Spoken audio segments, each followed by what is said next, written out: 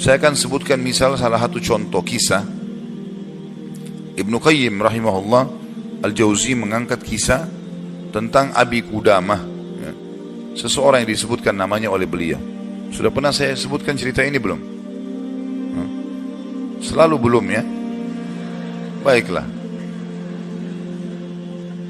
Abi Qudamah, kata Ibnu Jauzi, adalah seseorang yang suka berjihad. Di zaman dulu, zaman tabi'in, suka berjihad, berperang. Dan dia selalu memotivasi orang untuk berjihad. Ditanya di salah satu masjid itu, dia lagi pulang dari jihad, pengalaman apa yang paling berkesan bagi anda di kancah peperangan jihad? Dia bilang, kisah seorang anak muda yang bertemu bidadari. Maka orang tanya, seperti apa ceritanya? Dia bilang, satu waktu saya pulang ke negeri saya, di kotanya. Kemudian saya motivasi orang untuk berperang, berjihad. Sampaikanlah motivasi, ayat-ayat, hadis, kisah-kisah nyata. Sampai orang-orang pada termotivasi untuk berjihad. Dia bilang, setelah selesai saya pulang, besok saya ingin bentuk pasukan, bergabung dengan pasukan muslimin untuk berjihad. Waktu saya pulang ke rumah, dia bilang tiba-tiba ada suara perempuan depan pintu, memanggil, wahai Abi Qudamah, Abi Qudamah. Dia bilang, saya baca, a'udzubillahi minasyaitonirrajim. Jangan sampai ini godaan syaitan. Perempuan malam-malam memanggil-manggil depan rumah. Dia enggak bilang, saya enggak mau buka pintu. Terdengar lagi suara kedua kali, Abi Qudamah, Abi Qudamah, buka pintu.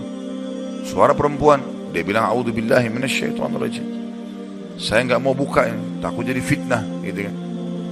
Terus perempuan itu rupanya nyaut depan pintu. Dia bilang, wahai Abi Qudamah, bukankah anda yang memotivasi kami berjihad? Dan saya terpengaruh dengan itu. Saya ingin menyumbang sesuatu. Bukalah pintunya. Dia bilang, saya dengar orang ini mau nyumbang hubungan dengan jihad, saya buka pintu. Perempuan itu rupanya bercadar.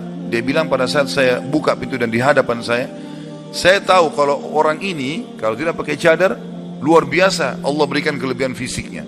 Terlihat wanita ini punya kecantikan, tapi dia tutup auratnya. Lalu saya alihkan pandangan saya dan saya katakan, apa yang akan engkau sumbang, ibu? Dia bilang, sesuatu yang paling indah dari tubuh saya, hai Abi Qudamah, adalah rambut saya. Saya memiliki rambut yang sangat bagus dan panjang. Maka saya sudah memotongnya dan saya sudah membentuknya supaya menjadi tali kekangan kuda. Maka saya minta agar rambut saya ini engkau jadikan tali kekangan kudamu, agar minimal rambutku ikut berperang. Abi Qudamah bilang, saya heran dengan imannya ibu ini. Luar biasa ini.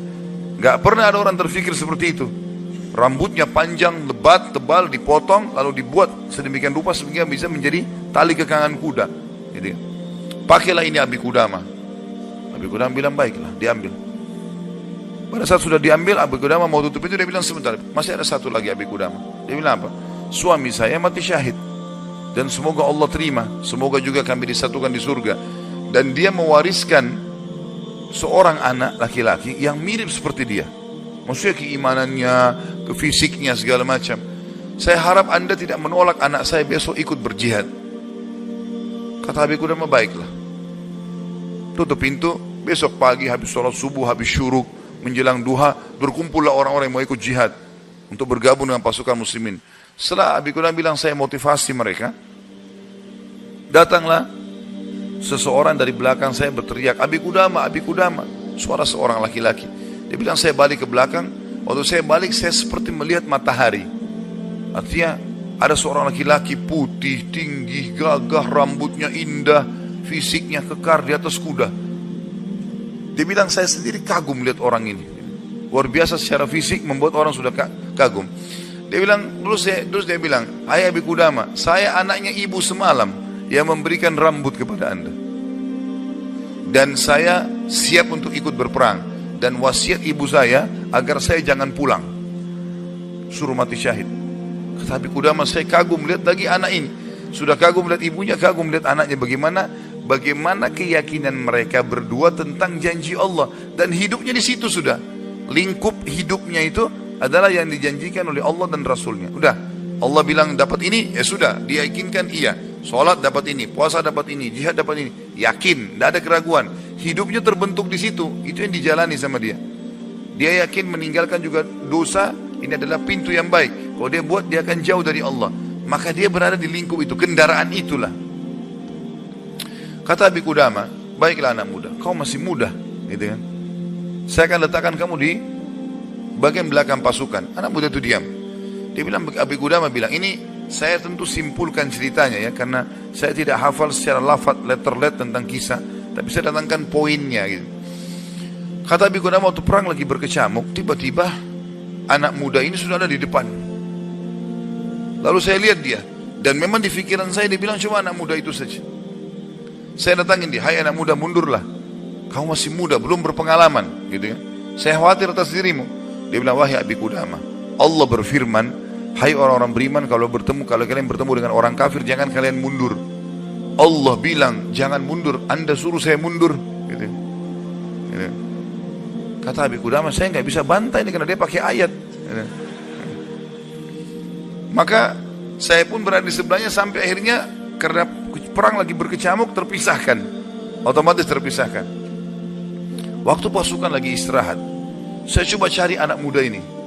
Saya nggak cari, pikirannya sudah nggak ada yang lain. Targetnya anak muda ini gitu. Itu betul-betul menarik perhatian dia. Dia bilang begitu saya lihat orang lagi istirahat semuanya karena capek berperang. Maka saya lihat anak muda ini sibuk menyiapkan makanan para mujahidin, mengikatkan tali kudanya, menyiapkan rumput kudanya. Pokoknya dia sibuk dengan itu. Jadi dia betul-betul menikmati apa yang sudah Allah dan Rasulnya perintahkan. Ini targetnya dan ini benar bagi saya. Selesai. Ini adalah konsep hidup saya. Gitu. Maka Abi Qudamah bilang, saya kagum melihat anak muda ini. Kemudian perang berkecamuk lagi. Berkecamuk lagi, yang kedua kali. Kemudian pada saat lagi maju, saya lihat anak muda itu di depan. Saya datangin lagi, hai anak muda, ke belakang lah. Dia bacain lagi ayat. Wahai Abi Qudamah, Allah berfirman, hai orang beriman, kalau bertemu dengan orang kafir, jangan kalian mundur. Bagaimana Allah bilang jangan mundur, Anda suruh saya mundur? Abi Qudamah diam, tidak bisa bantah karena dikatakan ayat. Berkecamuk peperangan dipisahkan oleh prajurit yang saling serang satu sama yang lain, sampai akhirnya tiba malam hari waktu istirahat. Kata Abi Qudamah, dua pasukan istirahat. Lalu saya cari, di mana anak muda ini? Di kemah mana dia? Cari-cari sampai dapat kemahnya. Kata Abi Qudamah, waktu saya masuk dalam kemahnya, saya temukan anak muda itu sedang tertidur dan senyum. Senyum lebar gitu. Saya penasaran anak muda ini lagi mimpi apa gitu. Dia bilang, saya tunggu sampai senyumnya sudah redah. Kemudian saya tepuk, bangunkan. Hai anak muda, bangunlah. Apa yang kau lihat dalam mimpimu? Kata anak muda ini, demi Allah wahai Abi Qudamah, saya melihat saya masuk ke surga. Saya masuk surga, saya lihat taman-taman, saya lihat pelayan-pelayan, lihat luar biasa surga yang luas. Dan saya lihat seorang wanita yang sangat cantik, saking cantiknya sampai saya tidak sabar untuk menjamahnya. Gitu kan. Lalu dia mengatakan, belum waktunya hai suamiku. Padahal sebenarnya anak muda ini belum menikah. Ya. Lalu dia bilang, engkau, perempuan itu bilang, engkau akan bertemu dengan aku besok siang. Kata anak muda itu, setelah itu Anda bangunkan saya. Dan saya berharap Allah membuat saya mati syahid besok. Untuk mendapatkan apa yang Allah janjikan. Yang jelas, kata Abi Qudamah, saya kagum. Artinya Abi Qudamah pun sekian tahun berjihad belum pernah mimpi seperti ini. Gitu kan? Besok pagi dia bilang berkecamuk lagi peperangan. Saya temukan anak muda itu di depan. Terus dia menyerang musuh. Gitu kan? Sampai akhirnya peperangan selesai. Dan sudah menang muslimin. Korban banyak di musuh dan di orang muslim. Anak Abi Qudamah bilang target saya mengejar mana? Cari anak muda ini. Terbunuhkah atau belum terbunuhkah? Dicari. Dia bilang saya cari di jenazah prajurit muslim yang disusun. Ternyata ada bergeletakan. Saya temukan ada anak muda itu. Penuh dengan darah. Ya. Tapi masih hidup. Dan dia lihat, waktu saya datang, dia dengan senyum mengatakan, Abi Qudamah kesinilah. Dalam kondisi lagi luka-luka ini. Berdarah-darah. Gitu ya. Kata Abi Qudamah, saya pun datang. Apa beritamu hai anak muda? Dia bilang, hai Abi Qudamah, kalau kau pulang nanti ke kampung kita, ke negeri kita, sampaikan ke ibu saya salam dan bilang impian beliau sudah terkabulkan. Artinya saya akan menyusul ayah saya mati syahid. Lalu pesannya ini luar biasa. Dia bilang apa? Wahai Abi Qudamah, apa kau ingat kisah tadi malam bidadari dalam mimpi saya? Kata Abi Qudamah, iya. Sekarang ada di sebelah saya, sedang senyum dan menunggu ruh saya keluar. Lalu dia akan membawa saya ke surga. Lalu kata Abi Qudamah, orang itu pun meninggal dunia dalam kondisi dia tersenyum, gitu kan. Maka Abi Qudamah bilang, saya menangis, gak bisa menahan melihat luar biasanya.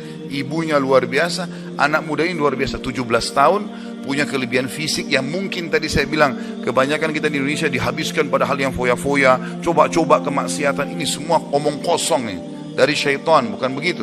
Anak muda ini dididik oleh ibunya untuk targetnya surga. Bagaimana berperang mati syahid, seperti itulah. Kata Abi Qudamah, saya pun menguburnya. Waktu kami pulang ke negeri kami, target saya ke rumah ibunya, bukan ke rumah saya lagi. Orang semua pada pulang ke rumahnya, ketemu keluarganya. Dia bilang, saya cari ibunya anak muda itu. Begitu dapat rumahnya, saya ketuk pintu, dibuka. Ibu itu buka. Ibu itu begitu lihat saya tahu Abi Qudamah. Dia bilang, wahai Abi Qudamah, apa kau datang berbelasungkawa atau kau datang untuk membawa berita gembira? Kata ya Abi Qudamah, apa maksud anda ibu? Dia bilang, kalau anda pulang mengatakan anak saya ikut pulang bersama anda, berarti itu belasungkawa. Saya nggak mau anak saya pulang, mau mati syahid. Tapi kalau anda bilang anak saya mati syahid, berarti itu berita gembira. Abi Qudamah bilang, saya nggak tahan menangis. Lalu saya mengatakan, ibu, berita gembira, Allah sudah kabulkan impianmu. Anakmu telah menyusul suamimu dan semoga Allah kabulkan. Ibu itu menangis, sujud syukur kepada Allah gara-gara berhasil anaknya menjalankan perintah Allah. Ini yang banyak luput dari kita nih. Kita malah bangga kalau anak kita yang cantik keluar dengan telanjang sana sini, terbuka auratnya, atau mungkin meninggalkan pesantren dan sekolah di sekolah yang tidak ada pendidikan agamanya, atau keluar ke negara-negara kafir yang akhirnya mereka terdidik dengan hal-hal yang tidak baik, hanya karena bangga dengan urusan dunia, bukan bangga dengan urusan akhiratnya. Padahal itu tanggung jawab kita, gitu kan? Jadi teman-teman sekalian, menanamkan muraqabah, yakin kalau Allah mengawasinya, yakin akan janji Allah terhadap ibadah yang dia kerjakan, yakin ancaman Allah kalau dia melanggar. Maka ini poin yang sangat penting, ini yang sedang kita bahas. Masalah bagaimana dia mendidik jiwanya dalam masalah muraqabah.